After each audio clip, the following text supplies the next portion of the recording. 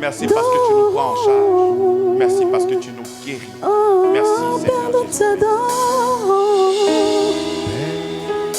Nous t'adorons. Père, nous t'adorons. Père, nous t'adorons.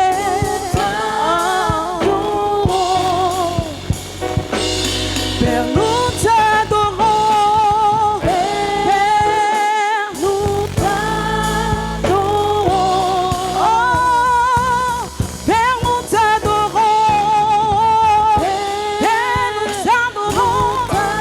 Nous t'adorons. Père, nous t'adorons. Père, nous t'adorons. Nous t'adorons. Père, nous t'adorons. En esprit, en vérité, nous t'adorons. Père, nous t'adorons.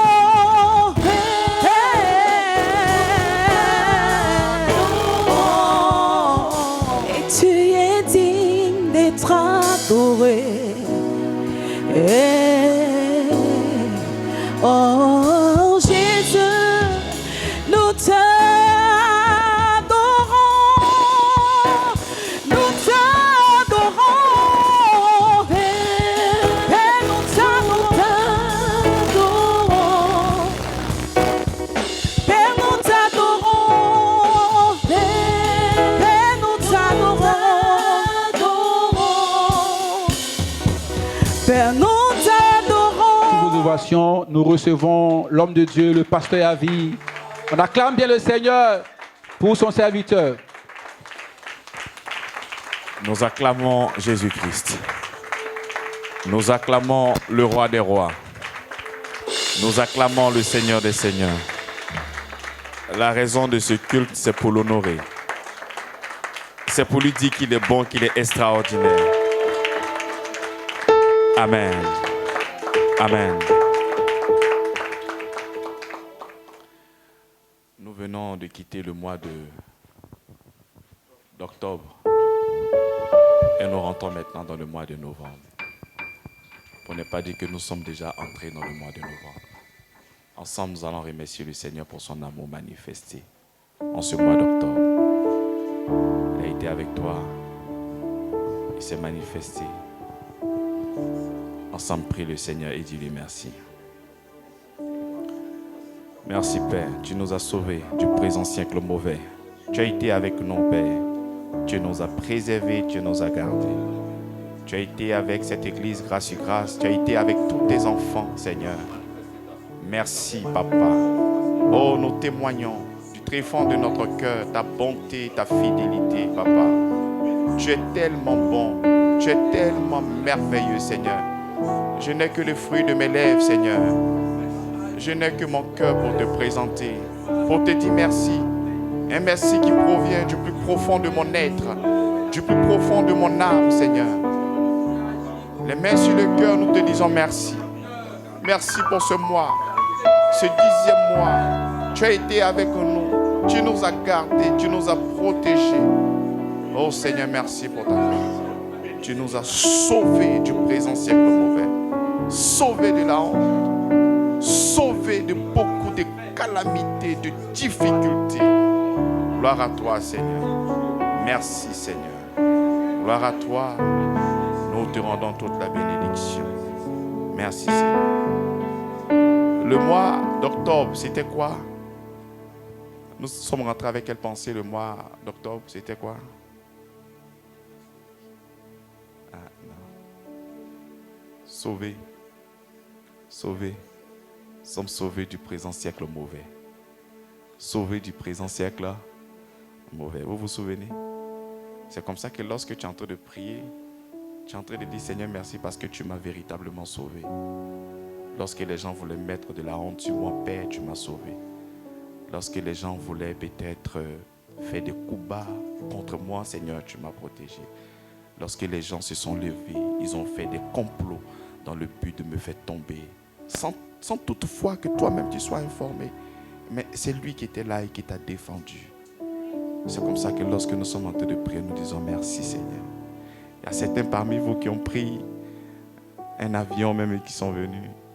Et le Seigneur les a protégés. Au nom de Jésus-Christ. Alléluia. Amen.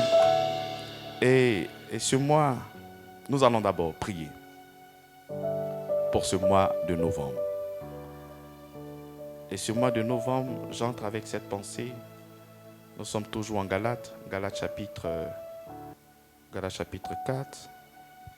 Il dit, et parce que vous êtes fils, Dieu a envoyé dans nos cœurs l'esprit de son Fils, lequel crie Abba. Comme je dis, Dieu ne donne pas des bénédictions lapidaires. Il ne se met pas là et il donne des choses comme ça. Vas-y. Il t'aime tellement qu'il ne veut pas prendre ce risque-là de vouloir te donner des bénédictions lapidaires. Il va mettre tout en lui, dans la personne de Christ. Et lorsque tu touches le Christ, tu touches tout. Donc l'esprit qu'il a mis en toi, cet esprit ne crie pas Dieu. Parce que quand il dit Dieu, il y a véritablement une distance. Lorsqu'on parle de Dieu, il y a un grand Dieu de l'autre côté et il y a des serviteurs vraiment très loin. Il y a des esclaves peut-être qui sont loin. Mais il dit cette fois-ci, la relation que moi, je vais tisser avec vous, ça ne sera pas cette relation où il y a une distance. Mais ça sera une relation où ton esprit va crier Abba, Père. C'est-à-dire dans cette alliance, Dieu va s'engager non pas comme Dieu dans ta vie, mais comme un Père. Et si tu n'arrives pas à comprendre cette révélation, mais regarde quelle est la position avant-gardiste d'un père dans la vie de son enfant. Avant même que sa femme doit accoucher, il va faire le trousseau. C'est-à-dire avant même que le besoin ne monte dans ton cœur, laisse-moi te dire que ce besoin sera déjà réalisé au nom de Jésus-Christ. Tout, il va te prendre en charge. Lorsque ton nom sera cité quelque part, dans le but de te faire du mal, sans même que tu aies la révélation pour commencer à prier pour ça, mais le Seigneur sera au milieu de cette confrérie-là et il va te justifier au nom puissant de Jésus-Christ. Lorsque les gens chercheront des marchés, c'est lui qui sera ton démarcheur. Ne compte pas sur ce que tu seras en train de faire pour ton entreprise, mais lui-même se déplacera et va dire ça c'est pour mon fils. J'ai besoin de ça pour mon fils. Cela est ta portion au nom de Jésus-Christ. Et nous allons prier, nous allons dire Seigneur merci pour ce mois de novembre parce que nous proclamons que tu es notre Père. L'Esprit qui est en nous crie Abba, Abba, Abba Père, tu es notre Père. Ensemble prie le Seigneur et prie pour ce mois de novembre. Merci Père. L'Esprit en moi, l'Esprit de ton Fils crie Abba Père. Merci Seigneur pour ton amour et ta fidélité. Je sais Père que dans cette alliance, tu m'as préservé, tu m'as gardé. Et je suis ton enfant. Et la Bible dit, tout ce qui appartient au Père appartient au Fils. Je suis heureux parce que tu m'as introduit, Père, dans ton royaume. Tu m'as introduit, Père, dans la bénédiction. Et je suis une source de bénédiction. Je suis très heureux, très content, Père, d'appartenir à ton royaume. Raison pour laquelle ce matin, avec mes frères dans la foi, nous sommes là pour te prier, pour t'adorer. Merci pour le mois de novembre, Seigneur. Ce mois de novembre, tu es notre Père. Et c'est toi qui es engagé au nom puissant de Jésus-Christ. Merci pour ta grâce. Merci pour ton amour. Merci pour ta fidélité. Tu es extraordinaire. Au nom de Jésus-Christ. Père, la main sur le cœur, nous te rendons toute la gloire. Merci Seigneur parce que tu es notre Père. Tu es notre Papa. Tu es notre Papa.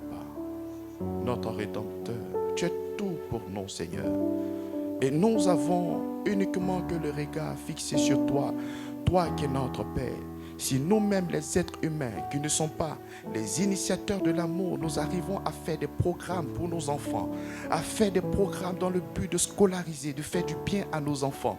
Et toi, Dieu, et toi, le créateur du ciel et de la terre, et toi qui es l'initiateur, toi qui es le créateur de toutes choses, qu'est-ce que tu ne nous donneras pas? Et si tu es allé jusqu'à mourir à la croix pour nous, mais qu'est-ce que tu ne nous donneras pas, Seigneur? Nous te célébrons parce que nous savons que le nom du Seigneur, toi notre Père, tu es engagé dans cette alliance et tu es notre Père. Nous ne promènerons point des regards inquiets parce que nous savons que tu nous prendras et que tu nous prends déjà en charge. Tout ce qui est comme défi, Seigneur, tombe sur toi, Seigneur. Tout ce qui est comme complot tombe sur toi, Seigneur.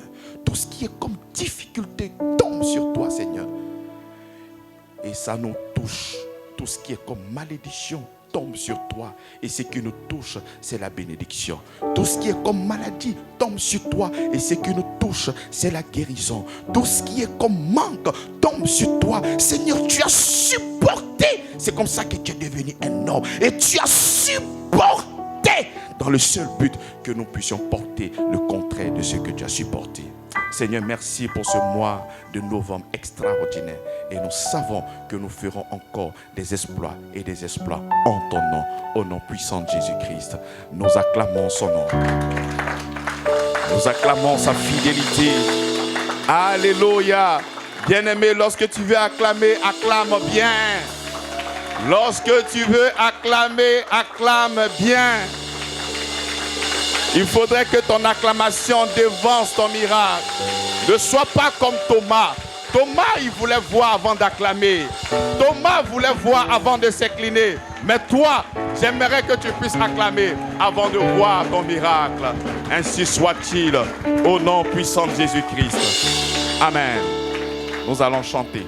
Nous allons ensemble chanter. Chanter. Nous allons ensemble chanter.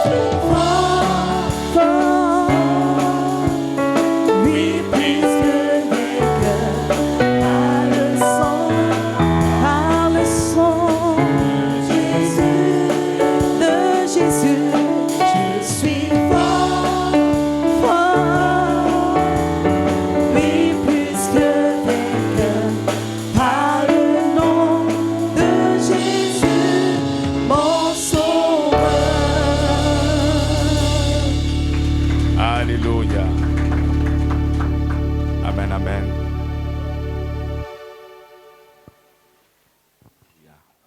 Alors, nous sommes toujours dans notre étude aux Galates. J'aimerais que tu prennes tes dispositions au début de ce long séminaire. J'ai demandé de prendre des cahiers, de prendre des stylos, afin de pouvoir vraiment copier. Parce que là, ce sont des enseignements que nous sommes en train de donner. Il ne faudrait pas forcément faire confiance à ton intelligence ou à ta mémoire. Il est très important de noter. Et arriver à la maison, tu pourras encore vérifier ce que tu as pu noter. Si tu n'as pas fait, il n'y a pas de problème. Le Seigneur a déjà pensé à nous. Nous avons tous ces vidéos-là sur nos plateformes de l'Église. Il est important d'y aller afin de pouvoir grandir spirituellement. C'est très important pour nous, bien-aimés dans la foi. Alors, nous sommes là au 4e chapitre. Et nous avons commencé avec ce premier verset qui disait « Or, aussi longtemps que l'héritier est enfant, j'ai dit qu'il ne diffère en rien d'un esclave, quoiqu'il soit le maître de tout. » C'est comme ça que le peuple juif souhaitait recevoir la promesse, la bénédiction de Dieu au profit de la loi. Parce que j'étais en train de vous expliquer, lorsque nous sommes entrés dans le 3e chapitre, nous sommes rentrés là dans la doctrine, dans l'enseignement. Et cet enseignement-là opposait la foi et la... Est-ce que vous me suivez? S'il vous plaît, j'ai besoin de votre cœur. J'ai besoin de votre cœur, s'il vous plaît. Nous sommes rentrés au chapitre 3. Le chapitre 3, où l'apôtre Paul était en train d'enseigner. Il était en train de replacer les fondements encore de la doctrine. Vous me suivez? Et c'est comme ça qu'il a mis en opposition la loi et la foi. Et ces Juifs voulaient bénéficier de la bénédiction au profit de la loi. C'est-à-dire qu'ils souhaitaient recevoir cet héritage-là par la loi. C'est comme ça qu'ils ont entraîné ces personnes, ces Galates. Ceux qui ont reçu l'évangile du Christ, la foi, qui ont dit Amen lorsque l'apôtre Paul était en train de prêcher. Mais ces Juifs sont passés derrière l'apôtre Paul en leur disant que si vous ne retournez pas à la loi, vous ne serez donc les bénéficiaires de cet héritage. Vous ne pourriez être sauvés. Donc il fallait forcément pratiquer la circoncision. Il fallait forcément revenir à la loi de Moïse. Amen. Donc ces Juifs, Dieu bénit Abraham. Et la bénédiction qu'il donne à Abraham touche une personne. Cette personne, c'est qui? C'est Jésus-Christ. Cette bénédiction, l'héritage, la promesse, ce n'est pas pour plusieurs personnes. Mais ça visait seulement qu'une seule personne. Ça visait le Christ. Amen. Mais avant que l'héritier ne vienne, les Juifs étaient bercés par la loi. C'est-à-dire, c'était la loi qui ne pouvait que les conduire. La loi devait mettre dans la tête des Juifs qu'ils étaient incapables de se sauver eux-mêmes. Et lorsque le Christ serait là, la loi ayant joué son rôle fait comprendre à ce peuple-là que rien de bon ne peut sortir de toi. C'est comme ça que nous allons réclamer maintenant ce sauveur. Seigneur, j'ai besoin que tu me sauves. Parce que la loi aurait joué son rôle. De l'autre côté, la loi aussi était un système pour que nous puissions vivre ensemble. Ne vole pas, ne fais pas ci, ne fais pas ça. Donc cette communauté marchait sous cette loi. Vous me suivez? Et ces Juifs-là voulaient toujours marcher avec Dieu sous cette loi. Mais le Seigneur nous fait comprendre ici. Or, aussi longtemps que l'héritier est enfant, je dis bien qu'il ne diffère en rien d'un esclave. Donc, lorsque tu es sous la loi, tu es considéré comme comment? Comme un esclave, encore comme un enfant. C'est ce que je veux entendre. Comme un enfant. Lorsque tu es un enfant, on ne peut pas te donner des choses des fils. Non. L'enfant, il va gâter ça. Donc ces Juifs souhaitaient recevoir l'héritage en tant qu'enfant. La Bible dit non. L'apôtre Paul va faire comprendre que cette bénédiction ne se reçoit pas par la loi, mais cette bénédiction se reçoit par la foi en Jésus-Christ. Parce que la bénédiction, c'est une personne. Et cette personne, c'est qui? Cette personne, c'est le Christ. Donc, puisque le Christ maintenant est venu, le rôle de la loi a pris fin. Puisque le Christ est venu, la bénédiction est là. Le tout accompli est venu. Maintenant, nous devons maintenant posséder en Christ. Ça veut dire toutes les promesses qui ont été faites sont réalisées maintenant en Christ. Donc, si le Seigneur a promis le Saint-Esprit, comment est-ce que tu reçois ce Saint-Esprit-là? Par Christ. Si le Seigneur t'a promis la justification, tu reçois la justification comment? Par le Fils. Et le Fils, il reçoit par quoi? Par la foi. Mais ces Juifs-là disent non. Moi, je vais devenir enfant de Dieu, non pas par la foi, mais par la loi de Moïse. C'est-à-dire, lorsque je serai en train d'accomplir les exigences de la loi, moi, je serai sauvé. Alors que le livre de Galates nous fait comprendre que la justification n'est pas par les œuvres de la loi, mais par la foi en Jésus-Christ. C'est comme ça que quand tu vas lire le livre de Romains, chapitre 9, au dernier verset, on dit ce qu'Israël cherchait, il n'a pas pu obtenir. Mais c'est nous, les païens, qui avons reçu ça uniquement que par quoi? Par la foi. Parce que Israël n'a pas cherché ça avec la foi, mais il a cherché avec les œuvres. C'est pour ça qu'ils n'ont pas reçu la bénédiction. Mais nous avons reçu la bénédiction, pourquoi? Parce que nous avons revêtu Christ. Nous nous sommes identifiés en Christ. Le problème, c'est que nous n'avons pas la bénédiction. C'est une personne qui a reçu toute la bénédiction. Et c'est cette personne-là qui partage maintenant la bénédiction avec nous. C'est comme ça que la Bible dit que nous sommes héritiers et co-héritiers avec le Christ. Sans Christ, il n'y a pas d'héritage. C'est comme ça que nous recevons maintenant la bénédiction. La parole que nous avons reçue avec Abraham, c'était une promesse. La parole que nous avons reçue avec Moïse, c'était une loi. Si tu fais ça, tu vas recevoir. Mais la parole que nous avons reçue avec le Christ, c'est le oui et amen. Le tout est accompli. Lorsque je touche Christ, je touche le tout est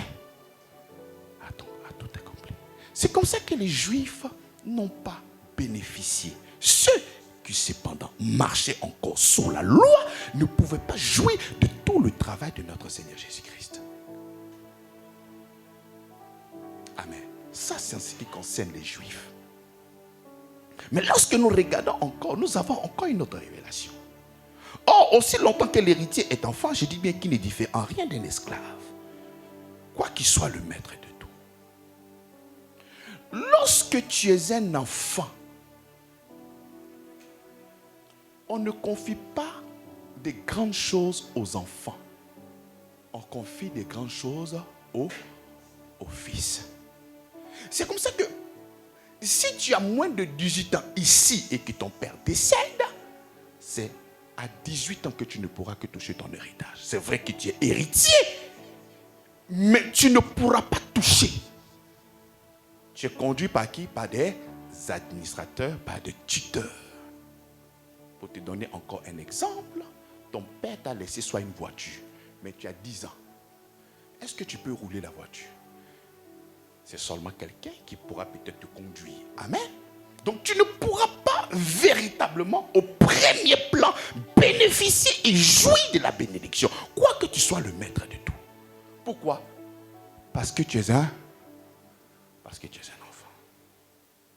C'est comme ça que nous qui avons touché à Christ, nous qui avons accepté le Seigneur, nous devons cependant jouir des évidences qui sont en Christ, du tout accompli.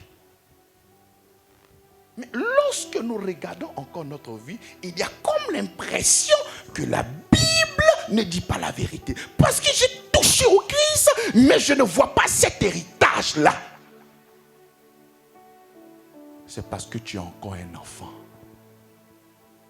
C'est parce que tu es encore un bébé. Et on ne donne pas des bonnes choses aux enfants. Quand tu donnes une bonne chose à un enfant, mais c'est un enfant. Qu'est-ce qu'il va faire? Mais il va gâter. C'est comme ça que pour que l'héritage que tu as touché, qui est véritablement pour toi en Christ, pour que ça fonctionne, pour la manifestation de ça, il te faut grandir. Il te faut être un fils, pas un enfant. Pas un enfant. Il faut que tu sois un fils. L'héritage est pour toi. Tu as cru au Seigneur Jésus-Christ. La vie éternelle, c'est pour toi. Il n'y a pas de problème. Mais les bénéfices, la bénédiction qui en découle, l'épanouissement, mais il faudrait que tu sois un fils. Et être un fils, c'est de se nourrir continuellement de la parole de Dieu et de laisser cette parole-là te transformer tout au plus profond de toi. Parce que la Bible déclare que c'est la bénédiction de l'Éternel qui enrichit et qui n'est suivie d'aucun chagrin. Donc si tu as reçu tant de grâces financièrement et que tu es toujours un bébé, mais imagine-toi ce que tu feras avec cet argent. Est-ce que vous me suivez? C'est comme ça que lorsque nous sommes des enfants, on ne fait que mentir. Mais quand tu es un fils, tu dis la vérité. Quand tu es un fils, tu ne fais que dire la vérité. Tu sais que ton Rédempteur est là. Tu sais que ton Père est là. Tu sais qu'aucune personne ne peut te condamner. Donc tu n'as pas besoin de mentir pour évoluer dans ta vie. Un enfant ne fait que mentir. Un fils ne fait que dire la vérité de l'évangile. Et c'est ça. Lorsque tu es un enfant, tu ne fais que faire des commérages. Lorsque tu es un enfant, tu ne fais que faire ce genre de choses-là. Des critiques. Mais quand tu es un fils, tu encourages. Lorsque tu vois qu'il y a un manque, tu encourages. Lorsque tu vois qu'il y a un manque, tu aides. C'est ça un fils. Un enfant, c'est celui qui se laisse entraîner par toutes sortes de colère, de haine, de guerre. Mais un fils, il a la maîtrise de soi. Il se maîtrise, quelles que soient les difficultés. Oh ma fille, tu es belle. Et c'est comme ça. Quels que soient les problèmes, tu résistes. C'est comme ça que dans les fruits de l'esprit, il y a la maîtrise. Mais c'est ça un fils. Lorsqu'on est un enfant, on vole. Cela ne veut pas dire que forcément tous les enfants volent. Mais un enfant, il vient, il prend, il va, il bouffe. Voilà. Dépense et gaspille. C'est ce qu'un enfant fait. Il prend, il cache. Son père même vient lui donner quelque chose, tiens. Son père lui redemande, il prend, il met ça derrière lui. Non pas. C'est ça un enfant. Mais un fils, il ne cherche pas à prendre, mais il cherche à donner. Il cherche à donner. Moi, quand j'étais enfant, ma mère faisait le jus qu'on appelle Donna Benja. Il y avait un film là qu'on appelait Donna Benja. Donc elle attachait. Donc quand tu vois la boîte remplie de 10 francs, tu prends comme ça et puis tu t'en vas. Tu mets ça dans ta poche et tu t'en vas. Mais aujourd'hui, je ne pense pas mettre ma main pour prendre les 10 francs. Mais maintenant, j'ai envie de lui donner ce que j'ai. Sans même qu'elle demande, tu prends et tu mets à disposition. C'est comme ça que j'ouvre une parenthèse.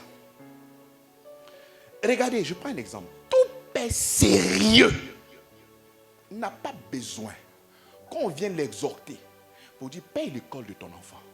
Tout père sérieux. Non. Parce que dès que ton enfant, c'est-à-dire quand la scolarité arrive, tu t'organises. C'est pas ça. Tout père sérieux, lorsqu'il entre à la maison et qu'il voit que son enfant n'est pas, il va essayer de le toucher, voir est-ce que son enfant est malade pour l'envoyer à l'eau, sans toutefois qu'on l'exhorte. C'est pas ça. C'est ça un père. Mais comment est-ce que toi tu arrives que ton père plaît, il pleure pour avoir souvent quelque chose de toi? Mais comment? C'est-à-dire de la même manière, il n'a pas attendu qu'on vienne lui donner des conseils pour pouvoir payer les cours pour toi. C'est comme ça. Tu n'as pas besoin que quelqu'un vienne te dire voici ce que tu dois faire pour ton papa. Il faut venir prendre soin de lui. Il faut faire comme ci, il faut faire comme ça. Il y a des gens qui attendent que les parents les agacent d'abord avant de donner ce qu'ils doivent donner. Ça, c'est un enfant qui fait ça. Mais un fils réalise ce dont son père a besoin et il agit avant même que son père l'appelle pour lui demander quoi que ce soit. Ça, c'est l'attitude d'un fils. C'est comme ça que nous qui sommes là en Christ, nous devons nous nourrir de cette parole-là afin que Christ soit complètement, totalement investi en nous. L'apôtre parle de Christ construit en vous. Construit. Parce que dès que tu viens d'accepter le Seigneur Jésus-Christ, tu n'as pas toute la connaissance de sa parole. Tu es seulement que sauvé. Et tu dois maintenant être renouvelé par la connaissance de sa parole. Afin que tu puisses marcher maintenant selon elle. Et tu ne dois pas maintenant te laisser entraîner par tout vent de doctrine. C'est comme ça qu'il y a des gens qui se plaignent. Mais pourquoi? Mais parce que tu es encore un enfant. Tu as prié le Seigneur. Seigneur, j'ai besoin d'une femme. Le Seigneur t'a donné cette femme-là, tu l'as maltraitée. Quand tu seras un fils, on va te donner une autre femme. Il faut te calmer un peu. Tu es enfant de Dieu. Mais quand tu vas grandir un peu, on va te donner enfant de quelqu'un d'autre. Sinon, tu risques de faire encore les mêmes choses. C'est comme ça qu'il y a des bénédictions qui t'attendent toi, parce que tu es trop un enfant. Tout est à toi. Il n'y a pas quelque chose qui ne t'appartient pas. Tu es vraiment fils de Dieu. Tu es vraiment enfant de Dieu. Mais cette bénédiction-là, ça ne manifeste pas encore dans ta vie. Pourquoi? Parce que tu es encore un bébé. Parce que tu es encore comment? Mais un bébé. On doit négocier. On doit te demander pardon. Pour des choses que toi-même tu devais faire d'une manière comment? Mais naturelle. Sans toutefois qu'on t'appelle. C'est-à-dire, tu dois, c'est ce qu'on appelle la spontanéité. Parce que tu es enfant de Dieu. J'ai pris là l'image du Père biologique. Mais Dieu qui t'a donné la vie, qui t'a donné la santé, qui t'a donné le salut, qui t'a donné le travail, qui t'a donné des opportunités, qui t'a tout donné. Et tu as besoin qu'on vienne pleurer pour que tu viennes donner l'offrande. Tu as besoin qu'on pleure. Sous prétexte que la grâce, tout est accompli. Que je donne, que je ne donne pas. Oh mais, quand le pasteur prêche la grâce là vraiment, mais il prêche tellement bien que je suis convaincu. Il y a des gens qui aiment la grâce. Pas parce que le message les a transformés véritablement, mais parce qu'il veut se cacher derrière cette grâce-là pour ne rien faire à l'église. Il se cache derrière cette grâce-là. Il y a des gens qui vont aimer la grâce. Le tout accompli. Ce n'est pas parce que je fais cette offrande que Dieu va me bénir. Mais c'est vrai. Ce n'est pas parce que tu fais une offrande que Dieu va te bénir. Ça, c'est clair. Ce n'est pas l'acte Dieu regarde. Mais il regarde ce qui a précédé l'acte, l'intention. C'est ça. Par exemple, je viens donner cet argent-là pour que Dieu puisse me bénir. L'intention, elle est mauvaise. C'est ça que nous sommes en train de corriger. Mais quand nous disons comme ça, ah pasteur, donc que tu donnes, que tu ne donnes pas, Dieu va te bénir. Mais oui, Dieu prend appui sur l'œuvre de la croix. La racine de ta bénédiction, ce n'est pas ce que toi tu fais, mais c'est ce que Christ a fait. Tu dis, ah bon, donc tu prends tout et tu gardes comme un enfant. Et quand on te demande, non, c'est la grâce de Dieu. Qui a dit que la grâce de Dieu te donne à voir ce genre d'intelligence-là? Donc ce n'est pas par rapport à la loi. Donc que tu aies péché, que tu aies fait des fautes ou non, Dieu te déclare juste par Christ. Donc je peux vivre comme je veux. Mais c'est un enfant qui réfléchit comme ça.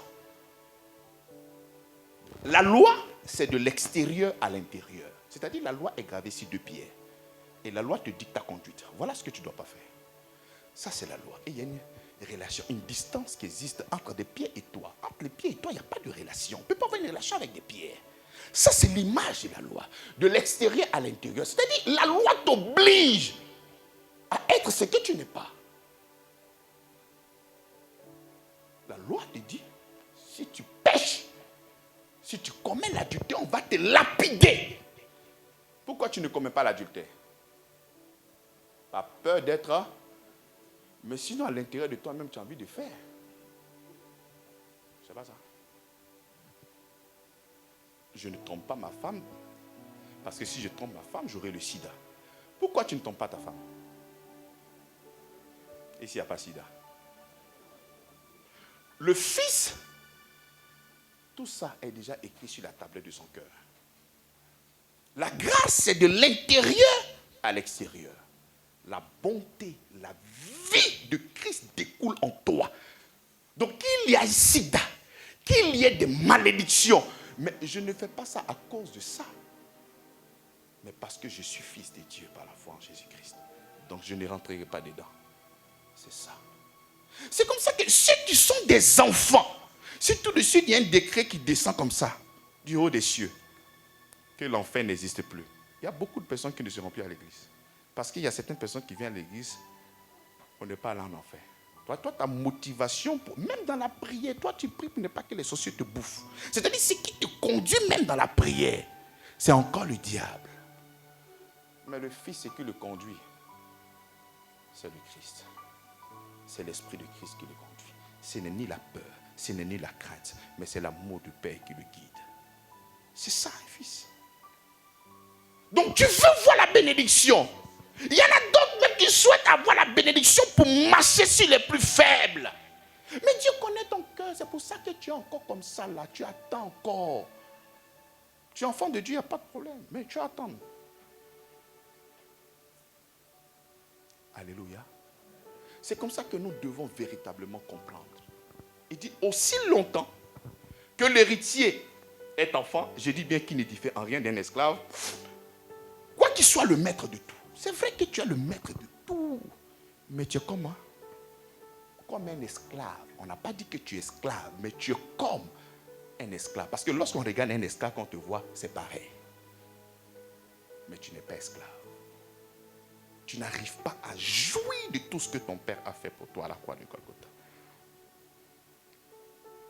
Mais comment le Seigneur va venir manifester son amour pour toi en te disant, quel que soit ce qu'il arrive, mon fils, jamais je vais t'abandonner. Ah d'accord papa, c'est que je peux aller vivre comme je veux. Mais c'est un enfant qui peut penser comme ça.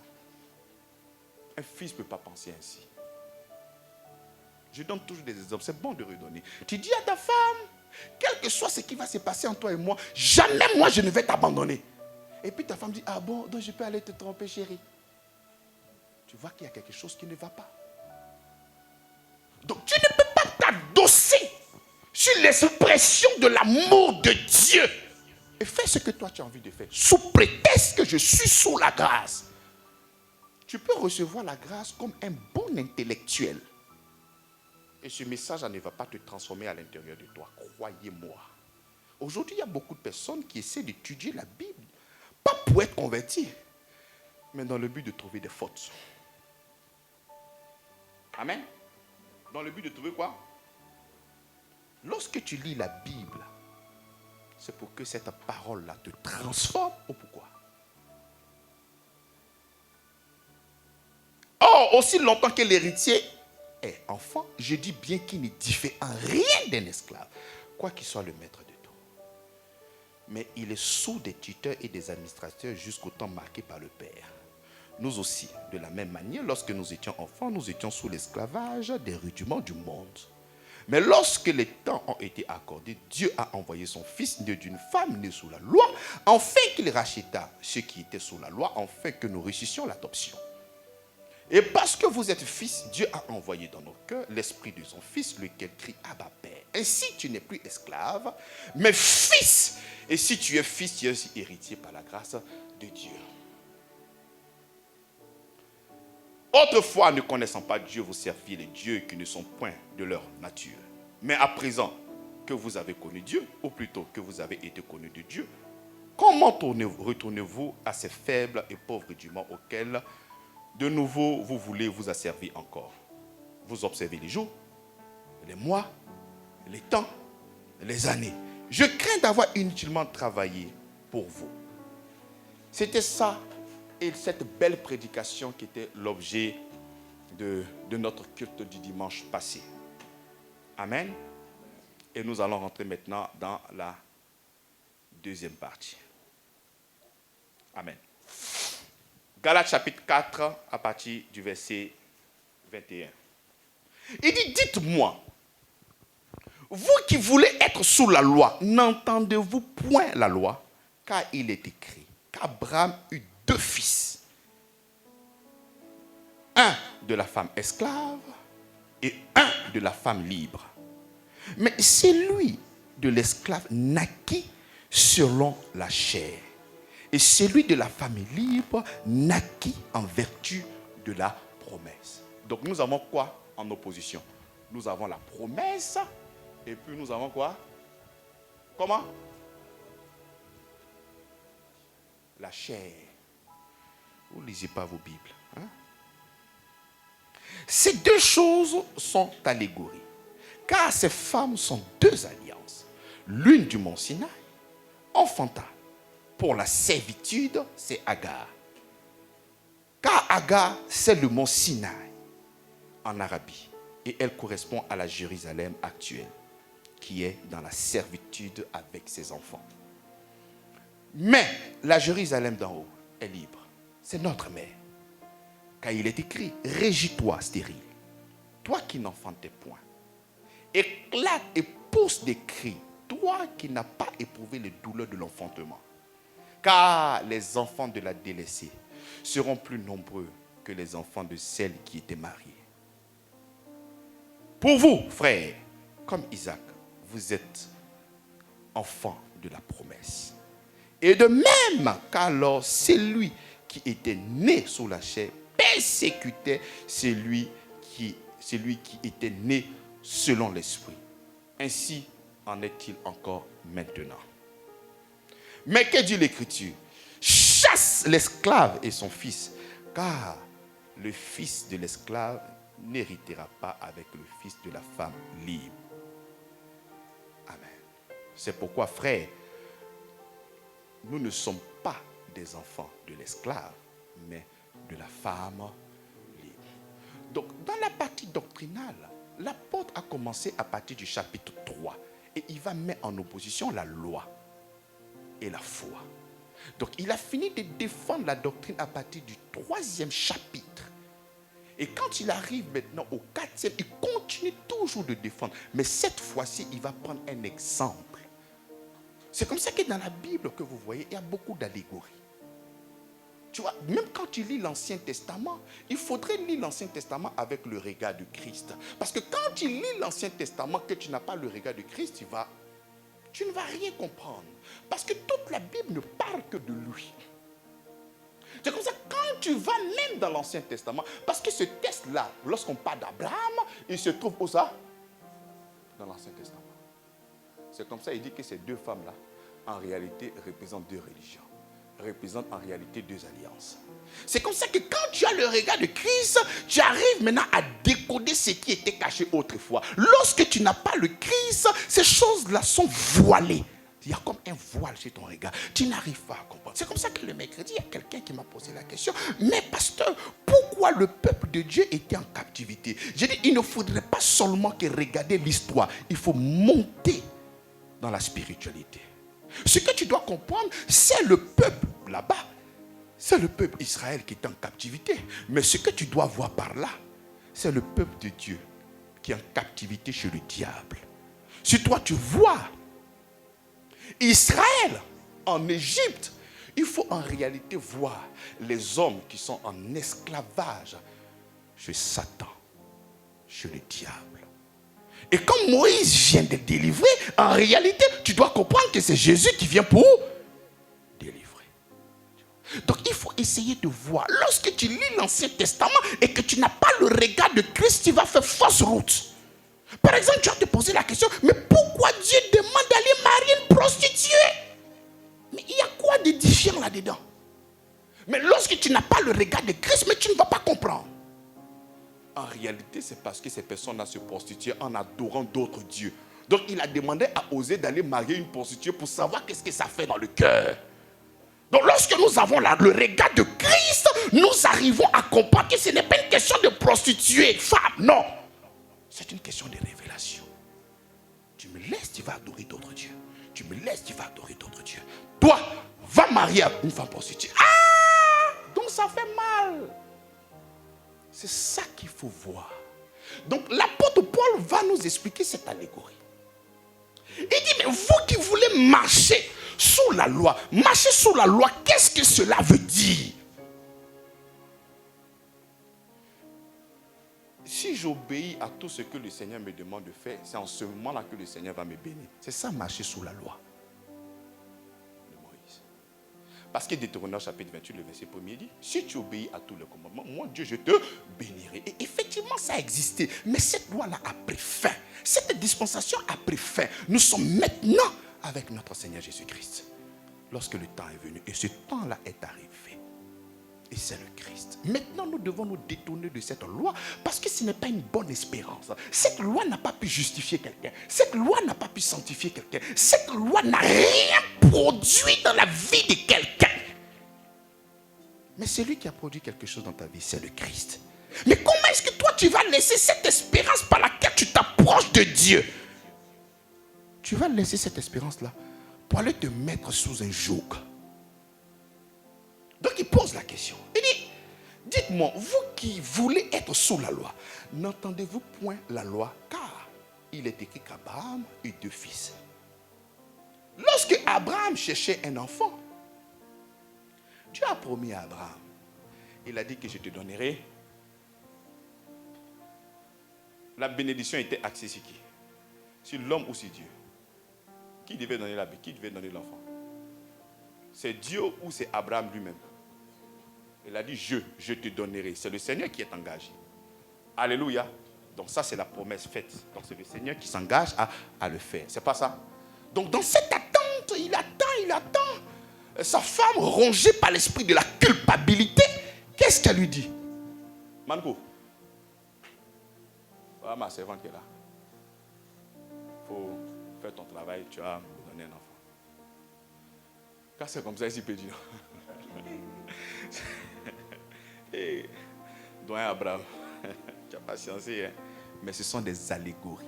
C'est pour que tu puisses comprendre. Sinon, ça n'a rien à voir avec la culotte d'Abraham. C'était pour que tu puisses comprendre que ces 2 alliances, prends ces 2 alliances-là comme 2 religions. Cette religion qui vient de la foi et cette religion basée sur les œuvres. Parce que la religion basée sur les œuvres n'est pas le programme de Dieu. Parce que le programme de Dieu, il a promis. C'est axé sur lui, la religion de notre Seigneur. La véritable religion est axée. L'évangile est axé sur notre Dieu. Et la religion est axée sur ce que l'homme doit faire. Est-ce que tu comprends? C'est comme ça qu'il dit, Manko, il faut faire un enfant. Comme un enfant, il ne dit pas non. Non, le Seigneur m'a promis, j'attends. Non, il est allé.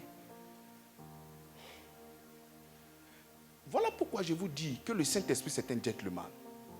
Non, je vais me lever quand même pour aller faire. Si jamais ce n'est pas la volonté de Dieu, Dieu va me bloquer. C'est faux, hein? Non, c'est faux. Non, Dieu va me bloquer.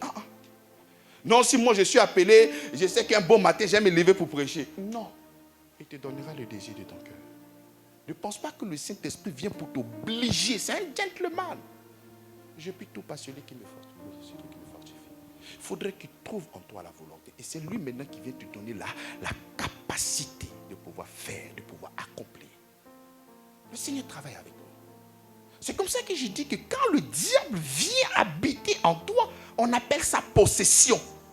Mais pourtant, c'est un esprit.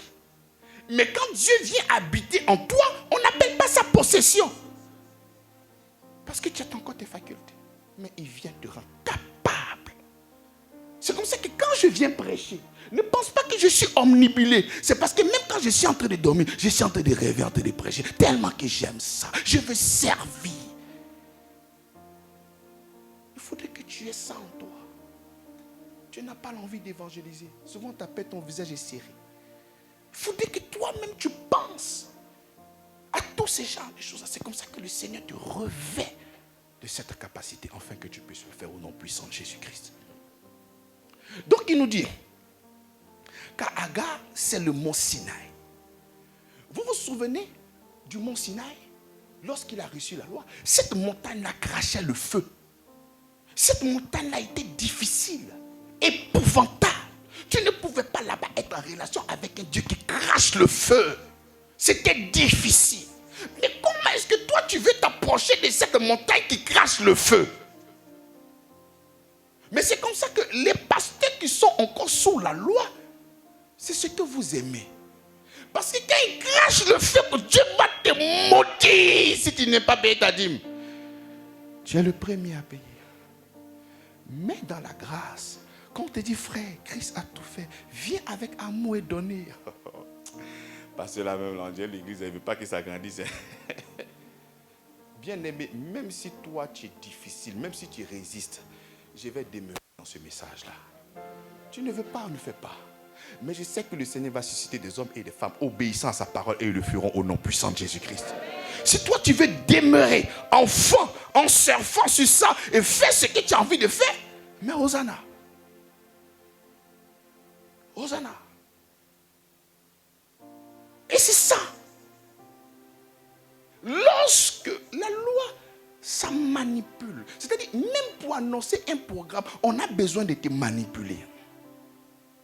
On a besoin de te dire que si tu ne viens pas, voici des choses qui vont arriver. C'est comme ça que ce qui toi-même te conduit dans la prière, ce n'est pas l'adoration. Alors que le Seigneur nous a donné un rendez-vous quelque part. Il dit, il cherche des... Il n'a pas dit, il cherche des tueurs, des lanceurs de feu, des boules de feu. Non. Il cherche de quoi? Mais pourquoi adorateur? Parce que le Seigneur lui-même, il sait qu'il a déjà tout accompli. Cette image se trouve encore dans les évangiles. Lorsque le Seigneur a donné le pouvoir à ses disciples d'aller guérir, lorsqu'ils sont venus faire le point au Seigneur, il dit, Seigneur, nous avons guéri en ton nom. Seigneur, nous avons chassé les démons en ton nom. Et regardez maintenant le Seigneur en train de s'exprimer. Il dit, je voyais maintenant le diable descendre comme un éclair. Et aujourd'hui, ça, Christ n'avait encore rien fait à la croix de Golgotha. Maintenant, il a tout fait pour toi. Tu es devenu héritier et co-héritier avec le Christ. Le Fils est en toi. Et maintenant, il attend aussi ses enfants qui vont venir pour l'adorer. Oh Seigneur, ton nom est extraordinaire. Tu es... Ah Seigneur, à quand ma victoire? Seigneur, quand tu vas me délivrer? Seigneur, les ennemis me pourchassent.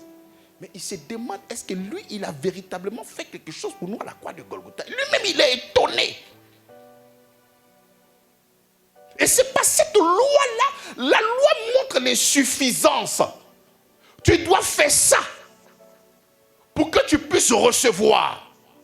C'est comme ça que dans la tête d'Agar, dans la tête de Sarah, elle a dit va. Parce que c'est qu'il y a l'insuffisance. Il y a un manque. Et le manque, c'était quoi? C'était quoi? Va vers elle. Et il est parti. Ça, c'était le fruit de sa chair. Pas le fruit de l'Esprit de Dieu. L'enfant est venu. Le problème, lorsque tu marches selon ta propre volonté, il va arriver lorsqu'il aura des tribulations. Je suis en train de t'informer. Lorsque tu marches dans ta chair, il aura un moment où tu vas vivre ce qu'on appelle la tribulation. Mais croyez-moi, est-ce que tu peux mettre ton propre enfant dehors? Mais Abraham a fait partie d'Ismaël. Tu penses que c'était facile pour lui? Est-ce que tu penses que c'était facile pour lui? C'était difficile pour lui. Donc, lorsque tu ne te laisses pas conduire par le Seigneur et que tu prends tes propres décisions, il est tellement amour, il sera là avec toi pour te soutenir. Mais il y a des choses que tu vas voir. Mais le Seigneur viendra toujours pour te secourir, pour ne pas que cette situation-là puisse te descendre. Alléluia. Est-ce que vous comprenez?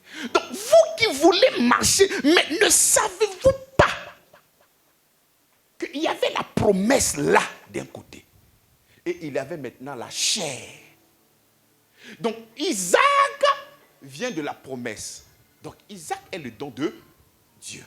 Et maintenant, Ismaël, c'est le fruit de sa chair, de sa volonté personnelle. C'est comme ça que la Bible dit. C'est lui qui est enfant de Dieu. Il est conduit par quoi? Par quoi? Quand il est parti avec Agar, c'était conduit par quoi? Par sa chair.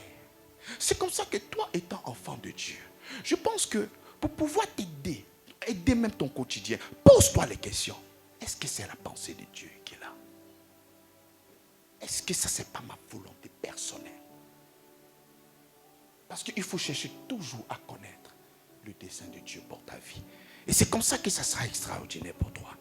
Donc l'apôtre Paul va se servir de cette image-là pour t'expliquer que dans cette maison, il y avait deux femmes. Dans cette maison, il y avait deux montagnes. Dans cette maison, il y avait deux religions. Une religion axée sur Dieu et une religion axée sur la chair. Donc toutes ces personnes qui vont te demander d'œuvrer afin de pouvoir obtenir des choses de Dieu, ce sont des choses qui sont axées sur ta propre chair. Dieu est tellement fort, Dieu est tellement bon, Dieu il est tellement extraordinaire qu'il veut te donner tout par la grâce. Mais un père c'est comme ça. Est-ce que toi ton enfant, est-ce qu'avant de faire des choses pour lui, tu fais ça à des conditions? Non. Tu fais parce que c'est ton enfant, il est sorti de toi, tu l'aimes. Donc Dieu aussi, tu es son enfant. Donc il n'attend pas que tu puisses jeûner pendant 100 jours avant de te donner un miracle. Arrêtez de déformer ce Dieu qui est tellement amour. Il y a un père. Lorsque sa fille lui demande quelque chose, quel que soit ce qu'elle demande, il va s'arranger pour lui donner. Il a perdu son travail. Et il est en train de prier pendant 2 mois. Il jeûnait. Tous les jours, sa fille, on le voit en train de pleurer devant Dieu. Elle vient voir son papa et dit, papa, toi, tu es bon que toi, ton papa. Parce que moi, quand je te demande quelque chose, tu me donnes. Mais toi, ton Dieu, là, depuis ton papa, que tu dis Dieu, là, depuis tu pleures devant lui, tu n'as pas encore donné. Arrêtons de déformer l'image de notre Seigneur. Arrêtons ça. Nous devons marcher toujours par la foi. Que tu aies mangé, que tu n'aies pas mangé. Ne fais pas pitié. Quoi? Qu'il est tout pour toi. Alléluia. Et c'est ça que nous appelons la foi. La loi te demande de produire des choses afin d'obtenir. La foi te demande de compter sur le travail achevé, accompli à la croix de Golgotha, afin de jouir de ses bénéfices. C'est différent. C'est comme ça que il dit vous. Mais comment voulez-vous marcher sous la loi? Mais il n'y a rien d'intéressant là-dedans.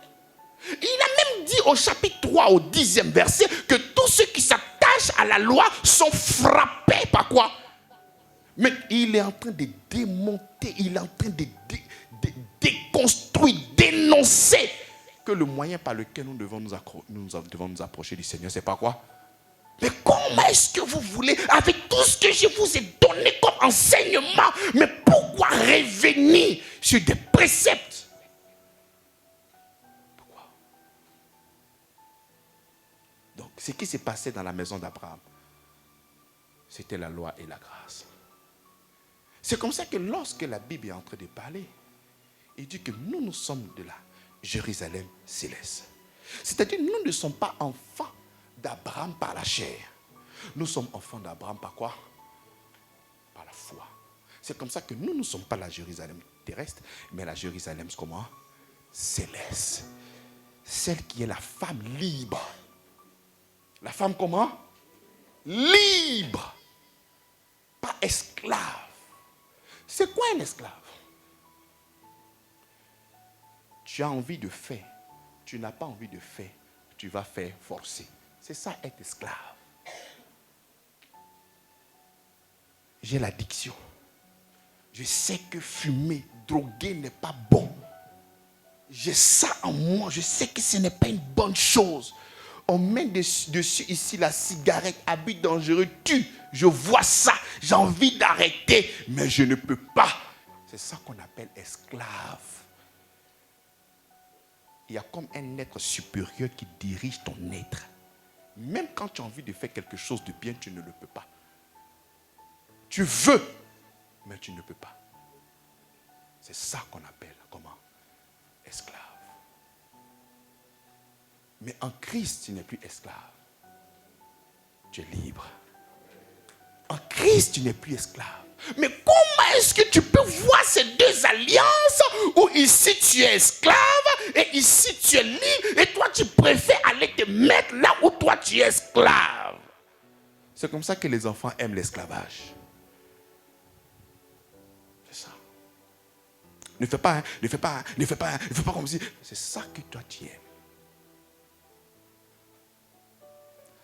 Donc voici l'apôtre Paul. Depuis plus de 3 dimanches, à partir de Galates chapitre 3 et 4, il est en train de revenir sur les fondamentaux de l'évangile de la grâce, de l'évangile de notre Seigneur Jésus-Christ. Si nous voulons faire un grand résumé du chapitre, il y a la partie historique qui va commencer de Genèse chapitre 1 jusqu'à Galates chapitre 2 au verset 21. Et quand tu rentres maintenant en Galates chapitre 3, il va commencer à parler maintenant de la doctrine. Et Galates chapitre 4 au dernier verset, il va clore cette doctrine par la révélation qu'il donne dans la maison de qui? De Abraham. Parce que c'est là-bas que tout a commencé.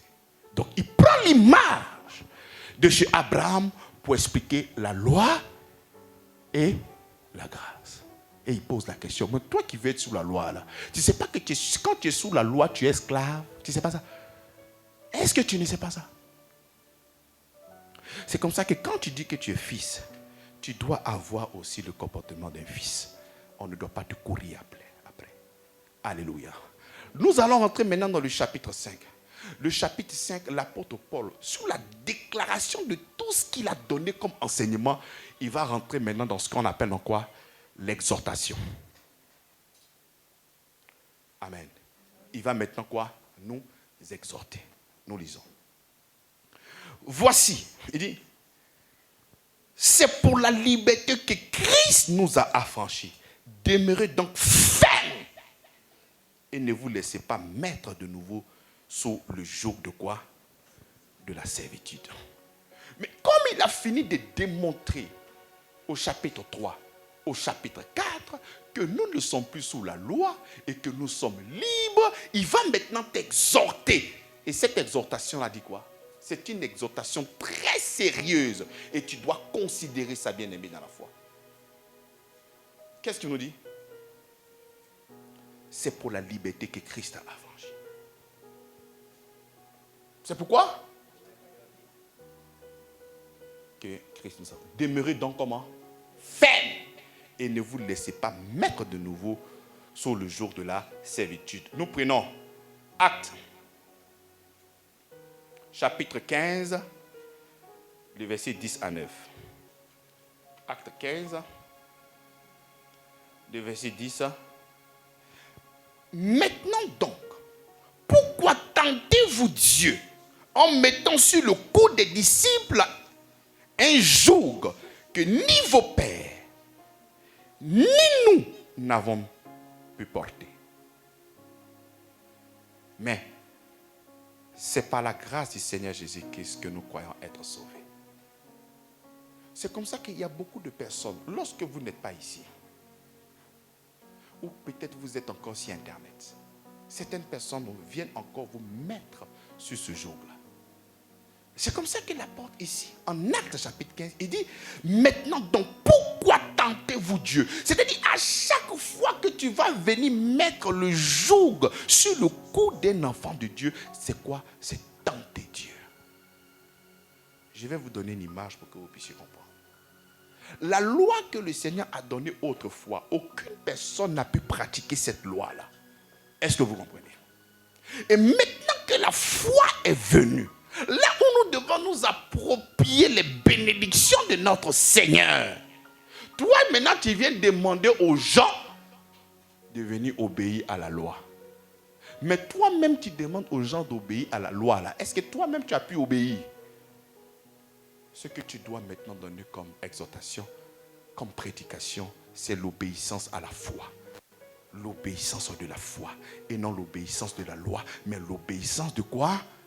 De la foi en Christ. De compter uniquement que sur notre Seigneur Jésus-Christ. Donc lorsque tu es en train de mettre un joug sur le cou de quelqu'un, c'est tenter Dieu. Non, si tu ne fais pas ça, Dieu ne va pas faire ça. Si tu ne fais pas ça, Dieu ne va pas faire ça. Il faut faire ça d'abord pour que Dieu puisse te donner. Il faut faire ça pour que... Il faut faire ça, il faut faire ça. Il faut pratiquer la loi dans son intégralité, dans le but de recevoir quelque chose de la part de Dieu. Mais toi qui es en train de me dire de pratiquer la loi dans le but de recevoir la bénédiction de Dieu, est-ce que toi-même tu as reçu cette bénédiction-là par l'observation de la loi de Moïse? Mais pourquoi tentez-vous Dieu? Il continue encore l'exhortation au verset 21. Il dit quoi? Il dit, car depuis bien des générations, Moïse a dans chaque ville des gens qui le prêchent lorsqu'on le lit tous les jours le sabbat dans les synagogues. Il y a encore des communautés. Au lieu de prêcher Sarah, au lieu de prêcher la Jérusalem céleste, au lieu de prêcher la liberté que nous avons en Christ, au lieu de prêcher l'œuvre de la croix, au lieu de prêcher la foi en Christ, nous sommes en train de prêcher nos œuvres. Il y a quelqu'un qui est venu demander à Jésus, que faut-il faire pour faire les œuvres de Dieu? Il dit, l'œuvre de Dieu, c'est de croire en celui qui l'a envoyé. C'est comme ça que Jésus même répond. Il dit, la vie éternelle, c'est qu'ils te connaissent toi, le véritable Dieu. Est-ce que tu le connais, bien-aimé dans le Seigneur? C'est comme ça qu'il dit. Maintenant, il dit, car depuis des générations, Moïse a dans chaque ville des gens qui le prêchent. Lorsqu'on le lit tous les jours. Nous sommes là au nom du Christ, au nom de la foi. Ce qui doit précéder chaque chose dans ta vie, c'est la foi en Christ. C'est la foi en Christ. Mais quand je te parle de la foi, je ne sais pas si tu comprends. Je prends l'image de Thomas. Lorsque les frères de Thomas, les disciples ont vu Jésus qui sont venus voir Thomas, ils ont dit quoi à Thomas? On dit que le Christ est... Qu'est-ce que Thomas a dit? Il dit quoi? Il dit il veut voir d'abord. C'est-à-dire tant que ses yeux, tant que ses doigts n'ont pas touché le Christ, tant que ses yeux n'ont pas vu, lui il ne croit pas. C'est légitime. Lui il a décidé délibérément de ne pas croire, que lui il veut voir d'abord. C'est comme ça que le maître est venu. Il dit Thomas, touche-moi. Thomas l'a touché, Thomas l'a vu. Il dit mon Dieu, mon roi.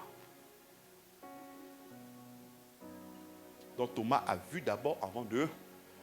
Le Seigneur nous fait comprendre que la bénédiction ne se trouve pas dans ce lieu-là. Toi, tu veux voir d'abord avant de croire. C'est comme ça que je ne connais pas présentement tes attentes. Je ne sais pas le défi que tu as présentement.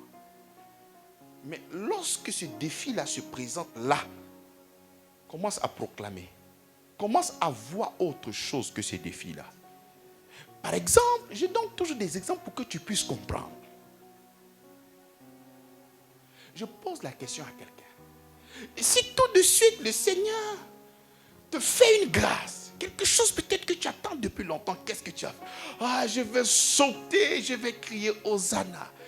Commence à sauter. Commence à crier Hosanna. Et quand le miracle va venir, tu vas sauter pour autre chose. Parce que tu as déjà cru. Tu as déjà donné la foi. Tu as déjà célébré. Tu avais tellement confiance et tu savais que ça, c'est quelque chose d'historique. Le Seigneur a déjà fait. C'est ça qu'on appelle la foi. Et la bénédiction se trouve en ce lieu. Mais toi, tu as besoin d'abord de toucher comme Thomas. Tu as besoin de voir comme Thomas. Mais c'est là le défi. C'est là le défi. On ne proclame pas que tu n'auras pas d'ennemis. On ne proclame pas que les gens ne vont pas cesser essayer à chaque fois de te tuer ou d'attenter à ta vie. Ce n'est pas ce que je prêche. Je n'ai jamais dit ça. Les gens vont se lever contre vous. Et puis tout compte fait, si les gens ne se lèvent pas contre vous, ça veut dire que vous n'êtes pas enfant de Dieu. Parce que la marque des enfants de Dieu, c'est que les gens doivent se lever contre toi. C'est ce qui est. C'est comme ça qu'il a dit, le fils de la chair persécutait le fils de la promesse. Donc c'est ce qu'on doit te faire. Si on ne te fait pas ça, ça veut dire que toi-même tu es de l'autre côté.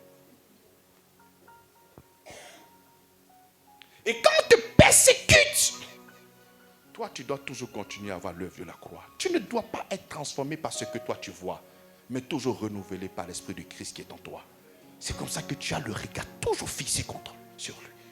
C'est ça qu'on appelle la foi. Mais quand ces difficultés arrivent, tu es déboussolé, anéanti, bousillé. Quand on te voit même, on dirait que tu as perdu la vie. Il n'y a plus d'éclat, tu es mort. Et tu dis que tu crois en qui? Mais regardez ce verset qui dit, ne vous inquiétez de rien. Mais si le Seigneur, s'il n'y avait rien dans ce monde-là qui devrait ressembler à l'inquiétude, mais il n'aurait pas dit ne vous inquiétez de rien. Il sait qu'il va arriver des périodes dans votre vie. Ces choses-là vont vous faire comment? Peur. Mais quand ces choses-là vont arriver, il faut te rappeler qu'il vous dit quoi? Ne t'inquiète de rien. Ça, j'ai déjà vaincu à la croix de Golgotha pour toi. Il te dit encore, mon fils, je ne te délaisserai point. Ma fille, je serai avec toi jusqu'à la fin. Jamais je ne vais t'abandonner. Je ne te délaisserai point. Je t'abandonnerai point. Mais comment est-ce que tu es tellement limé par des difficultés que tu oses même croire que Dieu, où es-tu? Il n'a pas bougé, il est là. Il n'a jamais bougé, il est toujours présent. Avant que tu commences à voir la bénédiction dans ta vie, il faut régler ton problème d'inquiétude d'abord. Quand tu vas commencer à régler ton problème d'inquiétude avec la foi, tu vas commencer à voir le miracle du Seigneur dans ta vie. Le problème avec toi, c'est parce que l'inquiétude a pris la première place. Alors que pour la bénédiction, il te faut la foi. Mais c'est l'inquiétude qui est là, qui est devant ton tableau de bord. C'est l'inquiétude. Mais qu'est-ce qu'il a dit, Jean? Il dit l'amour parfait. Fait quoi? Mais comment est-ce que cette inquiétude est encore là, sur la surface là de ton cœur? Même quand on te voit marcher, on voit une personne qui est découragée, décontenancée. Oh là là! C'est-à-dire souvent, mais il n'y a pas de mots pour vous qualifier. C'est compliqué, confondu, toho, boho, compliqué. Pourtant, tu proclames que tu es fils de Dieu. Mais tu es fils de Dieu par quoi? Par les œuvres? Par quoi? Mais alors, si tu es fils de Dieu par la foi, mais par la foi, ce problème-là n'est plus devant toi au nom de Jésus-Christ. Il dit la foi s'appelait des choses qui n'existent plus comme si elles existaient. Alléluia. Tu sais, nous avons un Dieu qui est tout puissant. C'est vrai que j'ai vraiment eu ces témoignages-là, des gens peut-être qui me côtoient. Ah, vraiment, pasteur, tu as la foi. Mais je n'ai jamais considéré ça. Mais, c'est tout dernièrement là. J'ai commencé à réaliser ça. Il dit, ah vraiment, on dirait que Seigneur, j'ai le regard fixé vraiment sur toi. C'est-à-dire, quels que soient les défis, je ne regarde jamais à ce qui est devant moi, mais je regarde au Seigneur Jésus-Christ. Même le local nous avons pris, le gars a demandé, vous êtes sûr de finir ces choses-là en 3 mois? J'ai dit, nous comptons sur le Seigneur Jésus-Christ. C'est-à-dire, lui-même, quand il sort et puis commence à voir la finition, il dit, oh là là, cette église-là même, j'ai envie de venir prier ici. Mais quand tu vas voir, ce n'est pas les œuvres de l'être humain. C'est le Seigneur. Bien-aimé, c'est le Seigneur. Mais tu n'as pas idée, après on va vous rendre des témoignages. Mais c'est époustouflant. C'est le Seigneur qui est en train de faire son œuvre. Mais c'est comme ça que je comprends. Il dit que même si tu ne m'adores pas, je vais susciter des pierres pour m'adorer. Donc si toi-même tu ne veux pas être un adorateur, il va susciter des pierres. Même si toi-même tu ne veux pas œuvrer, il va passer ailleurs pour le faire. Et c'est ça. C'est comme ça que nous avons le regard fixé. Il dit, le juste vivra par quoi? Le juste vivra par quoi? Le juste vivra par quoi? Et quand le juste ne vit pas par la foi, qu'est-ce qu'il y a? Mais rien que par la foi. Toujours par la foi. Et nous marchons seulement que par quoi? Par la foi. Nous revenons à notre livre des Galates. Il dit, voici, moi Paul, je vous dis que si vous faites circoncis, Christ ne vous servira à rien. Mais pourquoi il fait cette déclaration? C'est parce que ces juifs-là ont demandé aux non-juifs de se faire circoncis. Pourquoi? Pour qu'ils soient sauvés. Donc il dit à ces non-juifs, si vous faites circoncis, c'est que vous allez pratiquer la loi dans son intégralité. Christ ne vous sert à rien. Parce que Christ n'est pas venu compléter la loi de Moïse. Christ est venu pour la remplacer. Il est venu pour quoi? Il est venu pour la remplacer. Le Seigneur ne peut pas venir fortifier le vieil homme. Il est venu pour remplacer ça. C'est un remplacement qu'il a fait. Non, il a remplacé. Donc si vous faites circoncis, si pour que toi tu sois sauvé, tu dois venir pratiquer la circoncision. Il ne faudrait pas comprendre ce message aussi de travail. Demain, ton fils va naître, il a dit non, le pasteur dit que s'il fait circoncis, mon enfant, il ne pourra pas être sauvé. Non, c'est spirituellement qu'on en juge. Ces personnes-là voulaient pratiquer la circoncision dans le but d'être comment? D'être sauvés. Amen. Donc quand ton enfant va naître, il faut aller faire la circoncision, s'il te plaît. Donc si vous voulez vous faire circoncire, parce que c'était des hommes déjà. Donc, il voulait pratiquer la circoncision dans le but d'être sauvé. Et là, cette histoire de loi, fais ça, il faut faire ci, fais ça, fais comme ci. Effectivement, cette pratique-là, nous faisons encore, même dans notre communauté, au plus faible. Mon fils, est-ce que tu fais ça? Non, il faut faire, s'il te plaît. Parce qu'on se dit que tu es encore un bébé. Malgré que tu es enfant de Dieu, on se dit encore que tu es un bébé, puisque tu ne le fais pas. Alors, est-ce que tu fais ça? Non, papa, je ne fais pas. Mais pourquoi? Vas-y, fais. D'accord, j'ai compris. Pourquoi tu ne fais pas ça? Fais ci. Vas-y, j'ai compris. Tu vois, on essaie de faire quoi? De guider ces personnes-là par la loi. Parce qu'on se dit que lorsque Christ serait véritablement construit dans le cœur de cette personne, tu n'auras pas le temps de venir dire, fils, il faut faire ça. Lui-même, sans toutefois que tu t'exprimes, l'enfant sera déjà là en train de faire. Le fils sera en train de faire, sans toutefois qu'on l'appelle. C'est comme ça que Hébreu lui dit, personne n'enseignera son fils. Personne n'enseignera son ami. Tous me connaîtront, du plus petit au plus. Mais puisque tu ne comprends pas, c'est comme ça qu'on vient te dire. Et lorsque nous sommes en train de parler, ça ressemble à une loi. Il faut faire. Tu n'as pas encore payé ta dîme. C'est où? Viens payer. Il faut venir faire. Parce qu'on se dit que tu es encore un bébé. Mais c'est tout à fait normal. Parce que lorsqu'on te met au monde, tu es toujours un bébé. Tu ne sais pas comment est-ce que le royaume fonctionne. Voilà pourquoi Romains chapitre 12 nous parle de quoi? Du renouvellement de l'intelligence. Donc c'est ce que je suis en train de faire lorsque je trouve une carence dans la vie de certaines personnes. Il y en a d'autres qui peuvent obéir. Il y en a d'autres qui vont dire que non. Ouais, après. Je pourrais le faire après. J'ai trop de difficultés. Maintenant. Mais après, je vais le faire. Mais quand tu es en train de proclamer comme ça, j'ai trop de défis, j'ai trop de difficultés, je vais faire après. En fait, tu es en train de désengager le Seigneur. Parce que lui, il est là. Il a dit, je suis ton Père, je suis ton Dieu. Je prendrai soin de toi. Et toi, au lieu de compter sur lui pour ses défis, il t'a déjà donné. Tu dois apporter ce que toi, tu dois apporter. Tu dis, non, c'est tellement petit que j'ai besoin de régler mon problème. Mais lui, il est présent dans ta vie. Pourquoi? Pourquoi il est présent? Pourquoi le Seigneur est présent? Pourquoi le Seigneur est présent dans ta vie là? Pourquoi?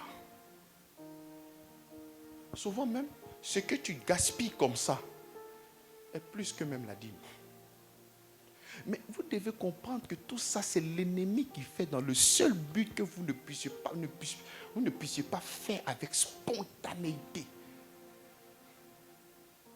L'évangile n'est pas payant. Ça, c'est clair. Mais là où nous sommes présentement, dans cette génération-là, le micro, là, c'est payant. L'électricité, c'est payant. Donc, même quand tu reçois la bonne nouvelle de la grâce, mais ça ne doit pas faire de toi un radin. Ça doit faire de toi un fils engagé pour la mission.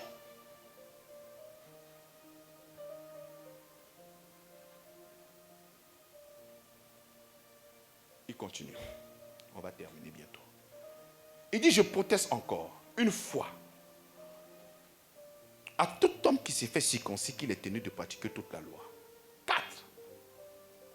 On va lire ça ensemble, le verset 4. Vous êtes séparés de Christ. Vous tous qui cherchez la justification par la loi, vous êtes déchus de la grâce. Quel verdict compliqué, dur, pénible à supporter. Si toi tu veux être justifié par ce que toi tu fais, la Bible déclare que tu es séparé de la grâce. Parce que la grâce ne se repose pas sur tes mérites. La grâce se repose sur la bonté de Dieu. Alors que la loi se repose sur tes œuvres, sur tes performances. Donc toi qui veux être justifié, par exemple, pour que le Seigneur puisse me bénir financièrement, il faut que je vienne donner ma dîme. Quand je vais donner ma dîme, Dieu va me bénir. Ça, c'est une loi.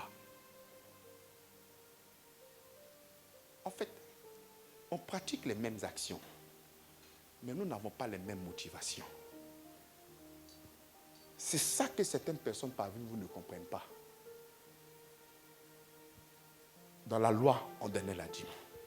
Dans la grâce aussi, on donne la dîme. Mais la motivation n'est pas pareille. Quelle est la différence? Dans la loi, il faut faire pour recevoir. Dans la grâce, Christ a déjà fait. Je viens pour manifester et ma reconnaissance au Seigneur. Pour lui dire, Père, je sais que c'est toi qui es à l'origine de ma bénédiction. Raison pour laquelle je viens pour te donner, pour te dire Amen. Mais lorsque tu étais sous la loi, tu n'as pas qu'à de bouffer 10 francs. Mais sous la grâce, oh Dieu est trop bon. Le passé quand il dit Dieu est bon là, c'est tellement vrai.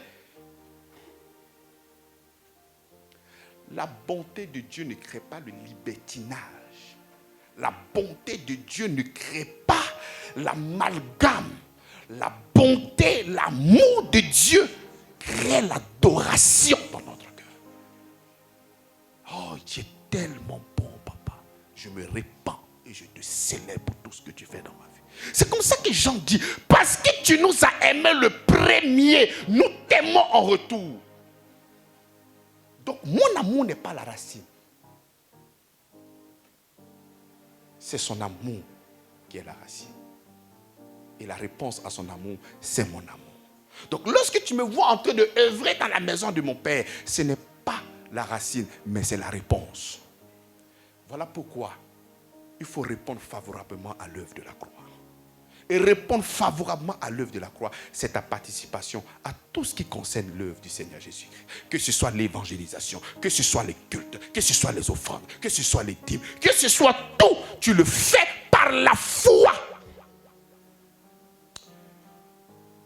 Dans les débuts du ministère, lorsqu'on est en train de quitter la maison, parce qu'on a commencé là, il y a mon petit Joël. Il ne travaillait pas. J'ai dit, mon fils, nous sommes en train de déménager. Il dit, ah papa, c'est seulement que cabine Niger, c'est difficile. Il dit, je veux que tu participes, c'est important. Il dit, d'accord. Le petit est venu mettre l'enveloppe.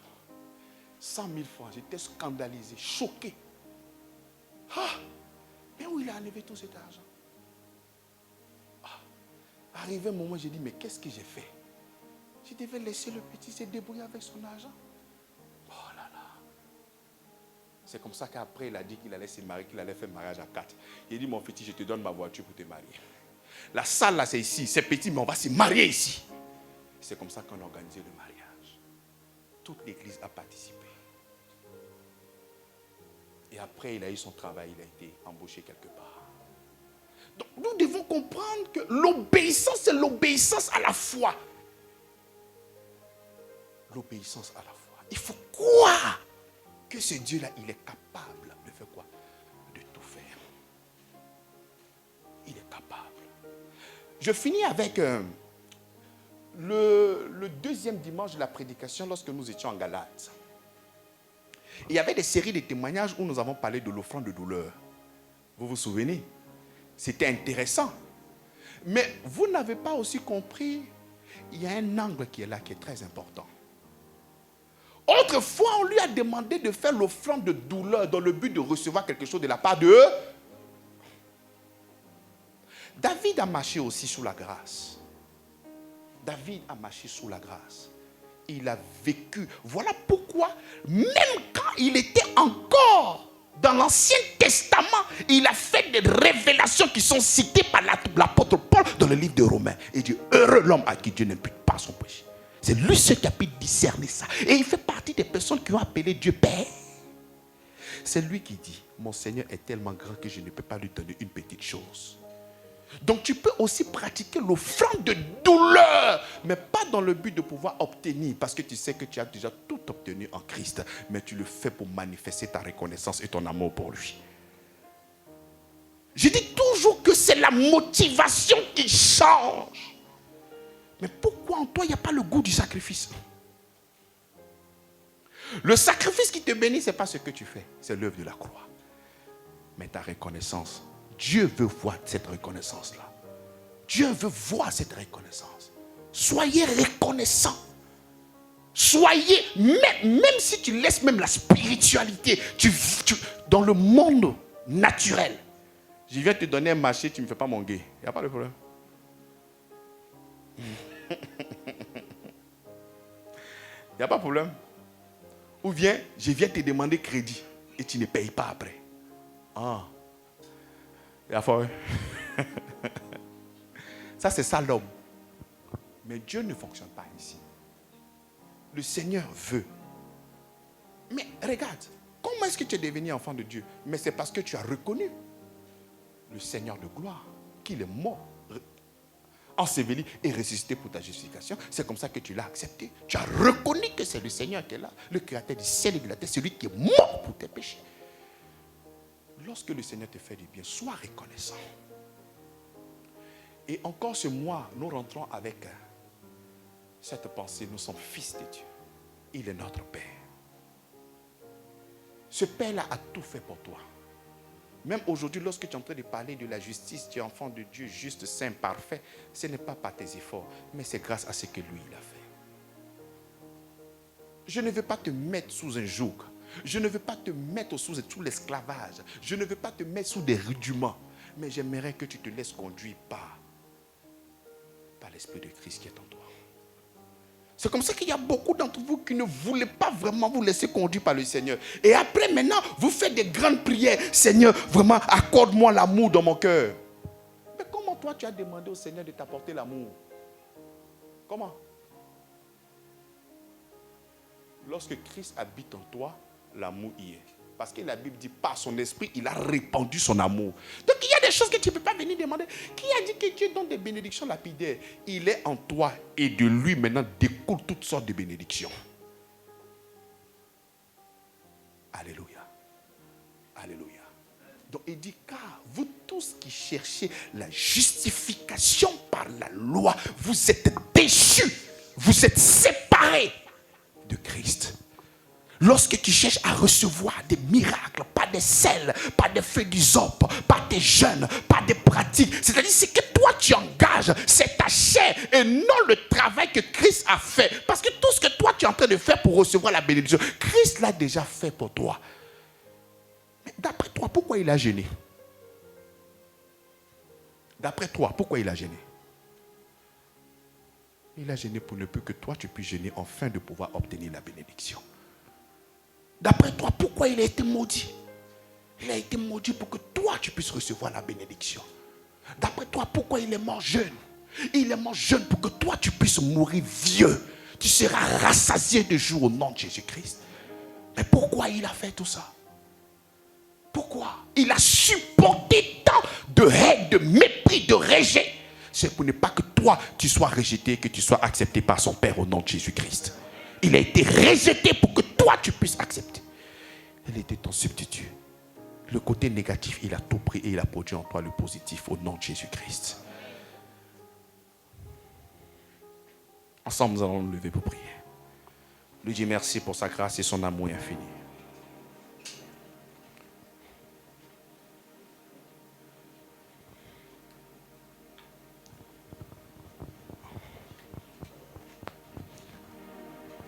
Gloire à toi, Seigneur.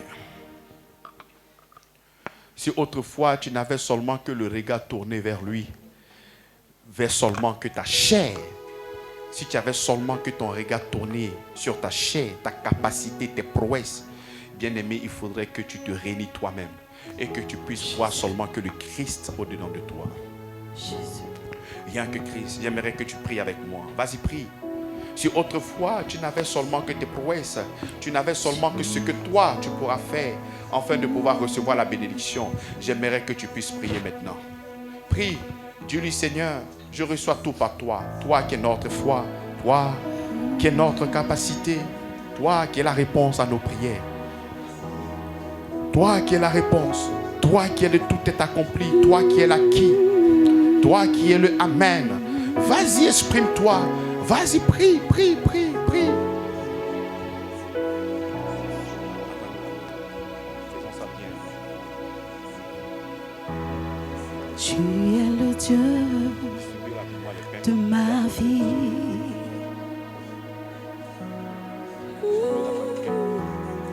En toi j'ai trouvé le salut. Nous prions le Seigneur, nous prions le Seigneur, nous prions le Seigneur, nous prions le Seigneur. Reçois, oh Dieu, l'adoration des cœurs que tu as sauvés. Je veux t'adorer. Ta bénédiction à l'extrême, Seigneur. Oh, j'ai le regard fixé sur toi. J'ai le regard fixé sur toi. Je veux t'adorer. Je veux t'adorer. J'ai le regard. Rien. Rien fixé sur toi. Je veux t'adorer. Tu es le Dieu de ma vie.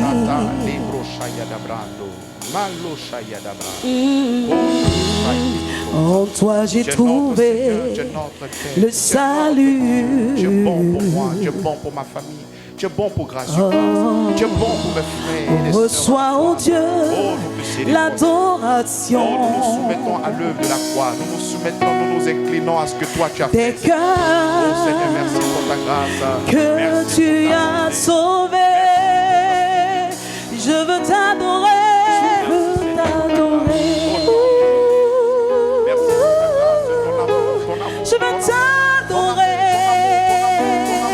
Je veux t'adorer. Seigneur, merci pour ta grâce. Oh, je veux t'adorer.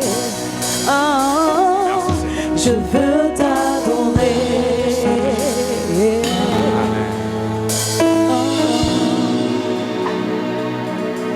Alléluia. Avant de participer, souvenez-vous que la Sainte Seine n'est pas un rituel à observer, mais le souvenir de la bénédiction que nous avons reçue il y a plus de 2000 ans. Pendant que vous prenez part à la Sainte Seine, continuez de voir et de déclarer comment vous avez été guéris par les maîtresses de Jésus et comment son sang a effacé tous vos péchés, vous a qualifié pour recevoir sa guérison et sa santé divine.